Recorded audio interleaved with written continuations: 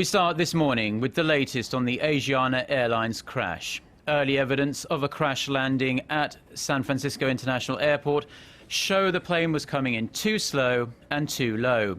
The deadly incident killed 2 teenage Chinese girls and seriously injured scores of other passengers. Hwang Ji-hye has the details.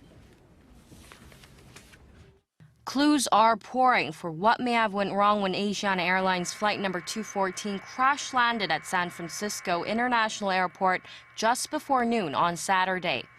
U.S. National Transportation Safety Board Chairman Deborah Hersman said at a briefing on Sunday that the plane tried to speed up and abort seconds before it struck a seawall and then skidded across the runway, catching fire.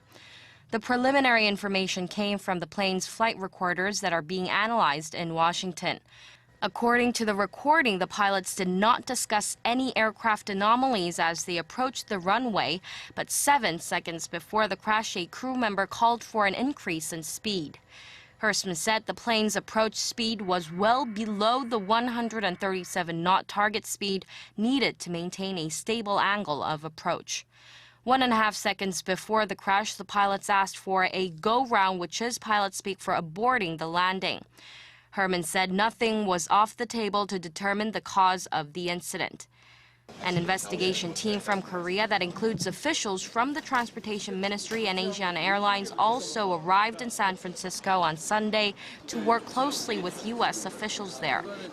2 Chinese teenagers were killed and more than 180 passengers were injured when the airliner burst into flames upon landing in San Francisco. Some of the injured suffered spinal fractures, including paralysis, and others had head trauma and abdominal injuries. 44 Koreans were hurt. All but 8 had left the hospital by Sunday morning. Hwang Ji-hye, Arirang News.